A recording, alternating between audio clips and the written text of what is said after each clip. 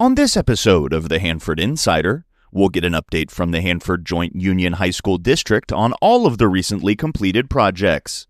Rob will review the upcoming calendar of events. Then, I'll be back with your sports report, where some teams are already in action this fall. This is the Hanford Insider for Monday, August 18th.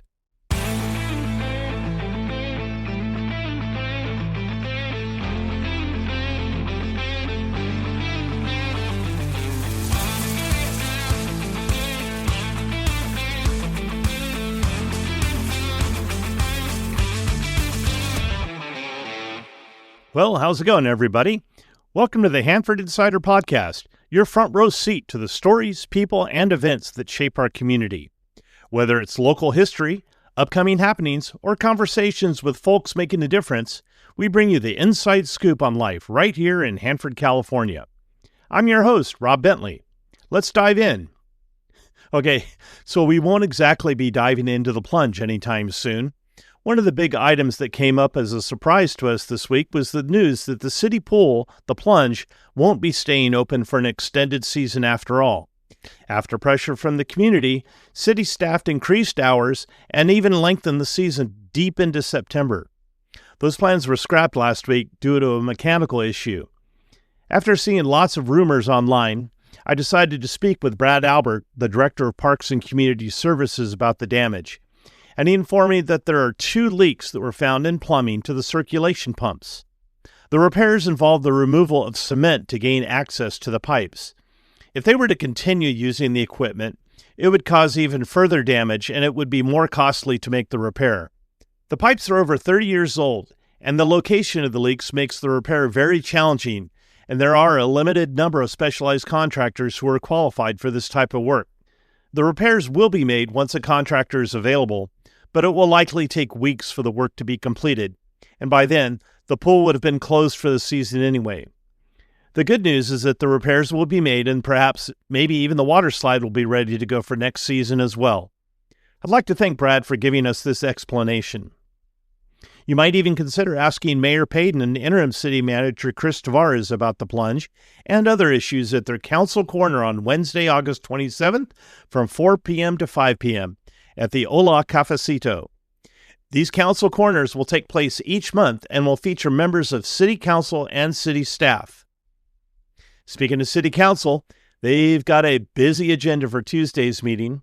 They'll have an afternoon study session at 4 to review crime statistics and landscape assessment districts. It's going to be a packed house at the general meeting at 7 for the recognition of recent accomplishments by local baseball clubs. And the Hanford Citizens Emergency Response Team, which I'm a part of, will take the oath of office so that we can begin serving the community and applying the training skills that we've learned over the last several years. During the regular meeting, there are many items up for approval, including contracts, modifications, licenses, reports, and appropriations. The 2 general business items include approving $17 million from the city's water fund for the previously approved water meter replacement project. And they'll also be considering alternatives for graffiti abatement and enforcement. Don't forget to check back in on Wednesday for Mayor Travis Payton's Wednesday wrap-up of Tuesday's council meeting. These have become a very popular way to get caught up with all of the Hanford City Council actions. Finally, I'd like to take this opportunity to send our thoughts and prayers to the Hanford Police Department motorcycle traffic officer who was severely injured in an accident on Friday evening when a pickup truck pulled out in front of him on Grangeville Boulevard and East Street. He sustained major injuries, but as of today is in stable condition. It was a traumatic scene, and having a helicopter airlift him from the Hanford High School football practice field in front of hundreds of fans watching a scrimmage in the bowl was probably a pretty scary sight, so please keep everyone affected in your thoughts and prayers. Chief Huddleston would also like to thank the responding officers, local EMTs, Hanford Fire Department, Hanford High School, Skylife, and especially those citizens who witnessed the accident and came to the aid of the officer immediately. Let's take a look at this week's community calendar. The Thursday Night Marketplace this week is having a salute to all of their wonderful vendors who have come out this season. Music will be provided by the band Silent Silver. The King's Players production of The Odd Couple is now playing at the Temple Theater on weekends through September 7th. Visit kingsplayers.org for information and tickets. On Friday, August 29th, the King's Arts Center will be holding a character design and creation class. Visit kingsartscenter.org for more information. The Kids Fishing Derby Catfish Crawl will be held at the Hidden Valley Park on Saturday, September 6th. Check out the Hanford Department of Parks and Community Services social media for more information and registration. If you have an event coming up and you'd like some help getting the word out, let's work together. Send your information to hanfordinsider@gmail.com. Be sure to subscribe to my weekly newsletter to get a complete calendar of events. It's the most comprehensive community calendar available.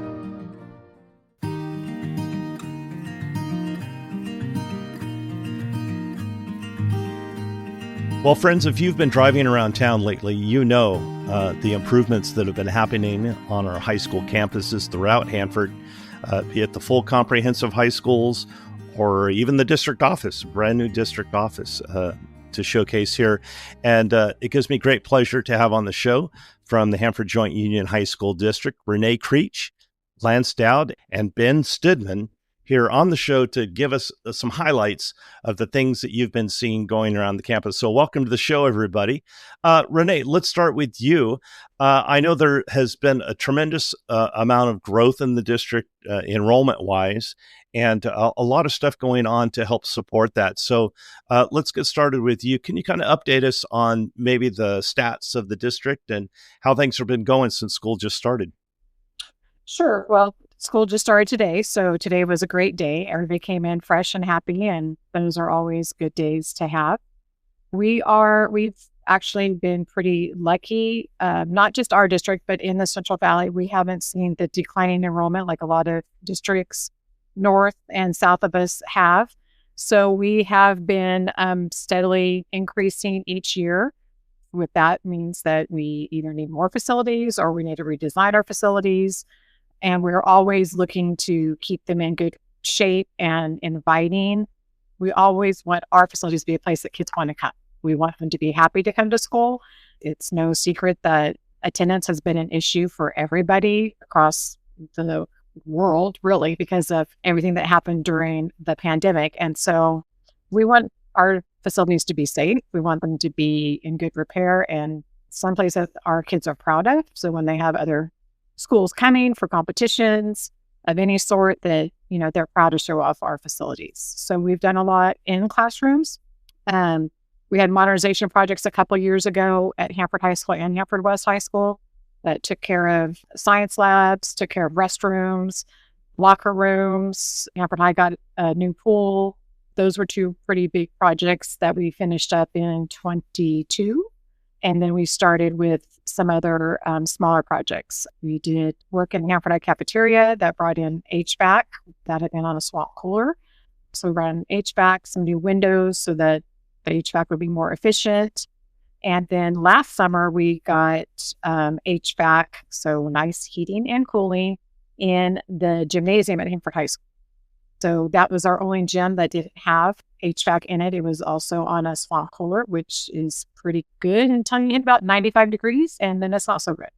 So everybody was, pretty excited about, and not something that is always visible. We did athletic lighting, which unless you're in those fields, you're not going to know that happened really either. So we had some athletic lighting that went in at Hanford West and Sierra Pacific. And of course, the tennis courts, if you drive by Hanford High, you can see the new tennis courts up front.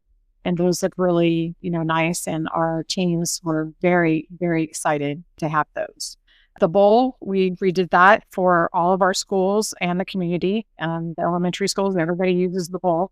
We're really excited with how that turned out. And we finished it in time for graduation of 24. Really got to use it in the fall of 24 with football. And so our graduation in 25 went a lot smoother. And then we expect football to go really well this year too. So just a lot of things along those lines. And then we're always doing small projects. And I'll let Ben maybe talk about all the little projects with like in the ag welding areas and the art classrooms. Because our operations team is always working to improve something if it's not working well, or if the room just hasn't been part of a modernization. Our staff will always find a way to try to get it in good shape, just one room at a time. And we're really proud of that, and proud of all the hard work that our staff puts into our facilities. We take great pride, and that's across the board. So let's talk about some of those projects, Ben. She mentioned some classroom work and obviously a lot of stuff going on. What are some of the project highlights that you had this summer? Well, this summer, like we've been doing the past few summers, is really going through and replacing carpet and flooring in a number of classrooms. Sometimes those weren't getting done until your larger modernization projects. So we've kind of decided to go back, and we've been doing this for a number of years now, and pick a number of classrooms we're just going to do every single year just to keep a fresher routine in those classrooms. Sometimes we go into and look and convert lighting to make it feel a little fresher, a lot nicer looking. Definitely a lot of push has been in our shops and CTE, and I know a lot of times people forget that we still offer those. I know a lot of schools, it's kind of understood that maybe they're not offering some of those programs, but we do. And one big help of there has been, getting new equipment in there, which usually means a power upgrade, which we're working either with our team or outside people to come in and do. And then just, again, LED lighting and just talking with those teachers and figuring out what they need to make those programs work. And it's a good credit to that team because they have a good relationship with those teachers. So as that program's developing and moving, we're able to kind of help adjust that classroom to keep them productive. So that's a lot of behind the scenes things that happen that aren't in those big, multi-million-dollar projects that are, a lot more visible to the public. Yeah, I can imagine. And Lance, I would imagine keeping those athletic facilities, it's nice to have the upgrades, but I know that there's been some repairs and things going on the fields and courts. Can you tell us a little bit about that? Yeah, one of the big additions that we've had, or that we're going to have in about a month, is we're installing peri-weather systems at all of our comprehensive sites. Peri-weather is it's in essence an on-site weather monitoring and alerting system. CIF has rules now for certain protocols that we have to take when it gets too hot or the air quality is too bad or stuff like that. They will tell us how long we can practice, how many water breaks we have to take, and all this. What this peri-weather system is going to do is it kind of takes the onus out of our trainers' hands, who were doing it manually with these devices called wet bulb globe temperature gauges, which was taking time away from them to and they would have to do that instead of either rehabbing a kid or an injury or doing other things that they ought to be doing. So I think it's going to be a huge addition. It's going to be a bigger thing than just the wet bulb globe temperature. It also keeps track of lightning. It keeps track of heat stress, and it's in immediate updates every 5 minutes. It's just going to be a lot safer for kids. They're all site specific, so it could be different from Hanford High to Hanford West to Sierra Pacific. I mean, they could all be having different alerts. It will alert all of us, whoever I put on the list. So all coaches, administration, as well as the trainers. So everybody will be on the same page. We think this is going to increase the safety for all the kids, all the athletes.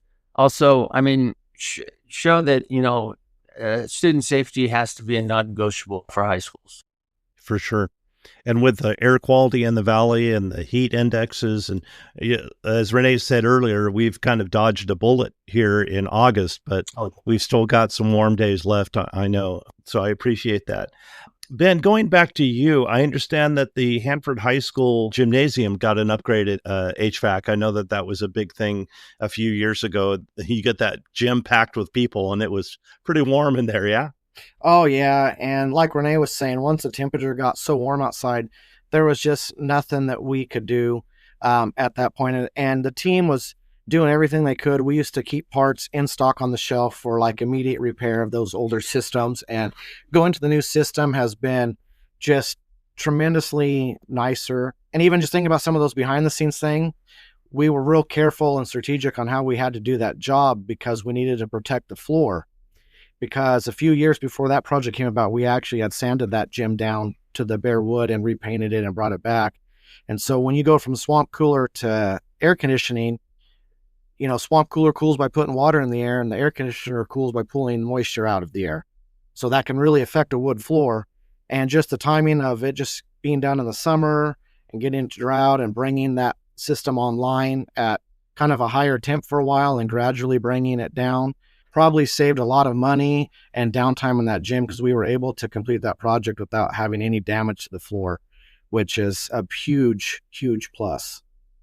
I wanted to move on to the transportation side of things, Ben. And I know that people think of the Hanford Joint Union High School District as Hanford, but your buses run all the way to Tulare County. How's the fleet been maintained, and what improvements have you been able to make in the transportation facility there? We've done a lot in the transportation. I would say about, maybe Renee can help me, 3 or 4 years ago, just again, dealing with things when we decided to start looking at some buses, we decided that we weren't going to purchase any more buses unless they were equipped with AC. As you could probably imagine, back in the day, buses didn't have AC. Now, most of the fleet that runs has it. We've probably invested a little over $2 million in the last 3 years in new buses. So you're going to see a lot of newer buses rolling around our area. And yeah, they go in all corners of this county to get kids into school. And it does make it a lot nicer. It makes even the trips we do, kids don't mind being on the bus as much, especially when it's hot outside and you have AC on in the bus. It's just a more inviting environment to get kids to where we ultimately want them to come, is to come to school. So a lot of movement has been made in the transportation department in the last few years. Yeah, and you've even been able to utilize some of the facilities at the farm out there by Sierra Pacific. It doesn't seem as congested there in the bus yard anymore. I noticed when I'm driving down Lacey Boulevard, it seems like you've been able to deploy some of the equipment. Yeah, what you're seeing out there is we've had a decent increase in activity at the farm and with what the ag department's doing. And that's kind of, everyone understands FFA, especially in Hanford, and all the things that they do. But I'm not sure that the public understands how many different competitions, and I'm also speaking from a parent of an FFA student that graduated, how many different competitions and things that go on. And that FFA department actually has a small fleet of their own vehicles to accommodate getting the students to all these competitions and just really adding to their resume and their high school experience by being able to do that. And that's a lot of what you're seeing out at that farm, is their fleet and their tools that they have to provide those services to the students. So yeah, it's a nice thing to have. Yeah, that's definitely an outstanding program, something that Hanford's very proud of, obviously. Lance, I want to turn back to you here for a minute. We've got the athletic seasons. Everybody thinks football, but you've also got water polo. You've got, I think, golf. And tell us a little bit about the upcoming seasons. Well, I think it's looking good. We have full teams this year, which is always a great thing. That means we have lots of participation. Our participation has been increasing slowly over the last couple of years, which is always good. Football is always, as you said, is always at the top of everybody's mind. But yes, we have boys and girls water polo. We have girls golf, girls tennis, cross country, and volleyball all playing. And I've gone to everybody's beginning of the school year meetings. Everybody seems very excited about this year. Looking forward to a competitive year. What's nice is, I don't know if everybody understands, but Sierra Pacific and Hanford West are in the same league now, which makes it nice. But Hanford High is not in they're in a different league than the two others. But competitive wise, it works out perfect that Sierra Pacific and Hanford West are in the same league. And the league they're in is an extremely competitive league. We do well in certain sports in both schools. Hanford High, they hold their own in WIL, as you know. football, they're very good at. They went deep last year, and looking for the same thing this year. And we're looking for big improvements at all our campuses for the year to come, and also years to come. Yeah, for sure. The sports segment of the show is a very popular one. Eric gives us a rundown of the scores and highlights each week, and we just did a high school football preview show that was very well received. Renee, you are probably sitting in the brand new district office, yes? Yes. Lance too. Yes. So we have heard so much about this district office, and you recently had your ribbon cutting and grand opening. What does the district office mean to the mission of the high school district? I know you were very crowded at the old facility, and some people may not realize just how cramped everything was, but I know in my visits there to board meetings and standing up because there was nowhere to sit. How does the building of this district office kind of mold into the future of the district? Well, one of the things I think maybe I also didn't realize is that we were in 2 locations. So we had our main district office where the boardroom was and the superintendent, of course. But then we had another facility where our IT department was, food services, our district nurse, and our academic coaches. And so we felt so divided because we weren't under one roof. And even in each of those buildings or set of buildings, we were already outgrowing that. I'm just trying to, keep up. Our IT department grows because technology grows, and same with our academic coaches because we need the support for our teachers. And then our boardroom was our only room. Everything happened in our boardroom. It was at the old building. It was meeting room. You had to cross through it to get to the break room. You had, that's where the board meetings happen. And it wasn't conducive to very large meetings. So it was hard when we had to do professional development. We would have to find, room on a campus. So we started on a mission to find a building, and we were fortunate enough to be able to work with the owner of the Hanford Sentinel building and be able to purchase it and then do the remodel to it. So for us, it's just a sign of our future, and that we want to invest in the future of our district and our schools and our community. We felt like we did a lot to the building so that, we could fit into the downtown area and make something good for our community. Not that it looked, bad before, nothing like that.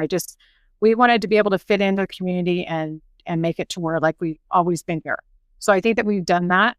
The main side effect of us moving here is that now our Hanford Online Charter has a place to go. So it was basically operating out of a few rooms at our Hanford Adult School. I mean, it worked out okay, but it wasn't ideal to have that situation. And, our adult school wants to, be able to bring back some programs too. So we really need to find a home for our charter school.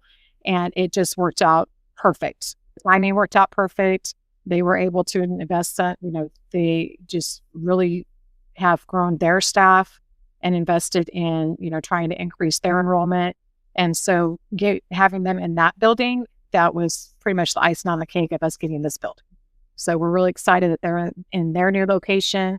We have a little bit of work still to do on their building, with signage, but they got their marquee up early and they've had stuff on it since day one, promotion. So yeah, we just feel like it's all of it is just a good sign of positive things in our community. Well, I'd like to thank all 3 of you for joining us this afternoon. It's been a wonderful time to get together and talk about all the great things going on in the Hanford Joint Union High School District. I'm a proud alumni, and I'm very proud Hanford resident of everything that's been going on. And I think that it kind of sets the tone for the development of our town. I think if all these district facilities are starting to look great, it attracts new people to the community, new people to your schools in a time where people may have doubts about the excellence in education. But I know by the promotional videos that you've been putting out and the communications with the community through your social media and websites and stuff, it's been great. So I'd like to thank you for coming on the show. Thank you for having us. We are proud of our community. We're proud of Hanford. We're proud of our schools. We've got great staff that are here every day for our students when the students are here, and the staff that work all summer long to make everything happen, for that first day of school. Again, we had that first day of school today, and it was a great start to the year. But we love our community, and getting word out about our schools, and all of us here and our superintendent. That's our goal, is just to be able to provide a great education for our students and our community. And I'd like to give a shout out to all of our coaches that we have in the district. We have quite a few of them at all our sites, and also club advisors. These coaches and club advisors, they give their time. A lot of it is voluntary. They do this for the kids. And if we did not have them, we would not have programs. So I want to really thank them. And they really, our coaches get involved in the community. And I think that balance really works out well. And we're going to continue to strive to try and even build a stronger relationship. I agree with that, Lance. And I think about the M&O team here and how great they are, what they're wanting to accomplish. But even outside of the coaches in the last years, the relationships that are being built between that staff, whether it be custodial or grounds, with our booster clubs, because there's a lot more communication that happens before there and helping each other, all with this common goal of supporting the kids, helping the facility, just all of those things. So I think we're also extremely blessed to have some really good booster clubs, and just that good also booster and staff relationship that they have, because we're just able to accomplish so much more when everyone's working together to get something done that everyone wants the same result from. All right, guys. Well, thank you so much for joining us. And now it's time for Hanford Insider Sports with Eric Bentley.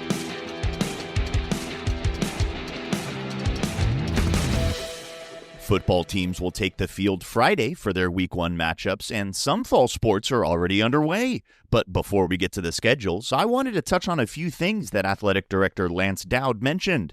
Although Sierra Pacific and Hanford West played each other in their traditional Clash of the Claws matchups throughout the year, this year it'll carry a little more meaning, as both teams will now compete in the Tri-County Sequoia League, giving some extra juice to those already intense rivalry matchups this season. And also, like Athletic Director Dowd mentioned, all of the sports outside of football, girls golf and girls volleyball, as well as boys and girls cross country and water polo, all getting going in the fall. So let's start with some girls volleyball, where a few teams were in action last week. Hanford West sits at 1-1 on the year after falling to Lemoore in straight sets in their season opener, before bouncing back with a 3-1 victory at Corcoran to pick up their first win of the season. The Huskies will hit the floor at home on Tuesday for the first time at 6:30 as Dinuba comes to town. And the Sierra Pacific girls volleyball team fell in straight sets in their season opener on the road at Liberty last week. The Golden Bears will get 2 chances on the road this week, taking on Golden West Tuesday and Kalinga on Thursday. Out to the pool now, where a pair of girls water polo teams will see their first game action of the season this week, as Sierra Pacific opens on the road Tuesday at Menachie, and Hanford West will head over to Exeter on Thursday for some tournament action. On the boys water polo side, Sierra Pacific will also be in action for their season opener Tuesday at Menachie, while Hanford West boys will travel to Mission Oak on Thursday to get their year started.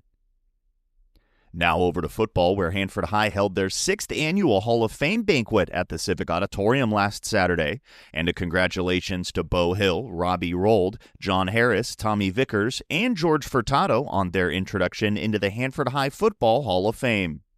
There's certainly a lot of buzz around the program, as the Bullpups, ranked 11th in the Central Section, will get their season started this week at home with the first of 4 straight home games to start the year, as Kennedy will travel up from Delano this Friday to take on the Bullpups.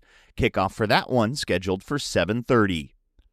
Hanford West football will get their new era underway on Friday, as the Huskies travel to Fowler for a 7:30 clash with the Redcats. And Sierra Pacific football will hit the road for their first game of the year, as they'll be at Woodlake on Friday to take on the Tigers. 7 p.m. kickoff for that matchup.